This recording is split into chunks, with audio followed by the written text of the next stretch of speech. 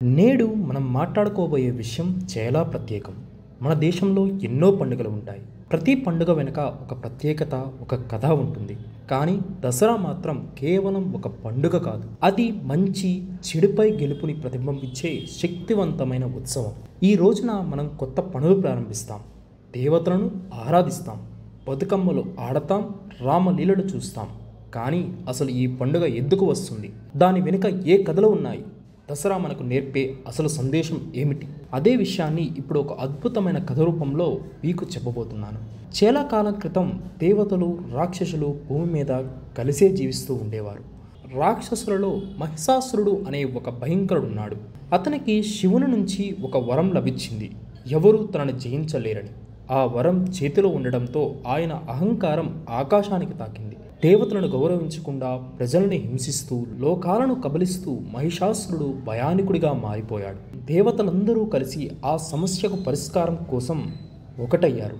వారు తమ తమ శక్తులను ఒక చోట కలిపి ఒక మహాశక్తిని సృష్టించారు. ఆ శక్తి నుంచే అవతరించింది దుర్గాదేవి. అమ్మవారు సింహంపై కూర్చుని చేతిలో వివిధ ఆయుధాలు ధరించి యుద్ధానికి సిద్ధమయ్యారు. 9 రోజులు భయంకరమైన యుద్ధం సాగింది. మొదటి రోజు నుంచి 9వ రోజు వరకు అమ్మవారు ఒక్కో రూపంలో దర్శనమిచ్చింది. శైల్పుత్రి, బ్రహ్మచారిణి, చాంద్రగంట, కూష్మాండ, స్కందమాత, కాత్యాయని, కాళరాత్రి, మహాగౌరి, సిద్ధిదాత్రి. ప్రతిరోజు మహిషాసురుడి సైన్యాన్ని బలహీనపరిచారు. చివరిగా 10వ రోజు మహిషాసురుడు గజరూపం, రథరూపం, సింహరూపం, చివరికి మహిష రూపం అంటే ఎద్దు రూపం దాల్చి యుద్ధం చేశాడు. ఆ యుద్ధంలో దుర్గాదేవి తన త్రిశూలంతో మహిషాసురుని ఛేదించి సంహరించారు. అప్పుడు ఆకాశం నుండి దేవతలందరూ పుష్పవర్షం కురిపిస్తూ మంచి చెడుపై గెలిచింది అంటూ సంబరపడిపోయారు. ఆ రోజు నుండే ప్రజలు ఆ ఘన విజయాన్ని విజయదశమి అని పిలుస్తూ ప్రతి ఏటా దసరా పండుగను జరుపుకుంటున్నారు.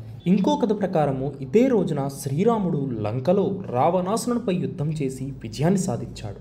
రావణుడు ఎంత శక్తివంతుడైనా అతని అహంకారము, అన్యాయాన్ని చివరికి ఓడిపోయాడు. అందుకే ఉత్తర భారతదేశంలో ఈ రోజు రావణ దహనం చేస్తారు. మన దక్షిణ భారతదేశంలో మాత్రం అమ్మవారి మహిషాసుర మర్దిని కథ ప్రధానంగా చెప్పబడుతుంది.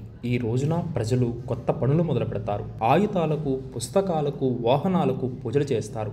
తెలంగాణలో బతుకమ్మ ముగింపు రోజు ఇదే.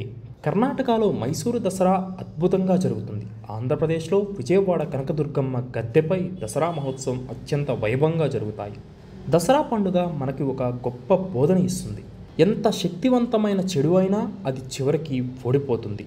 నిజం, ధర్మం, ధైర్యం ఉన్నవాడు ఎప్పటికీ విజయం సాధిస్తాడు. అందుకే ఈ రోజున మనం చెడు అలవాట్లను, చెడు ఆలోచనలను వదిలేసి కొత్త ఆరంభం చేయాలి. కొత్త పనులు మొదలుపెట్టాలి. మనసులో మంచిని వెలికి తీయాలి. ఈ రోజు మనకు గుర్తు చేస్తుంది, మంచి ఎప్పటికీ చెడుపై గెలుస్తుందని.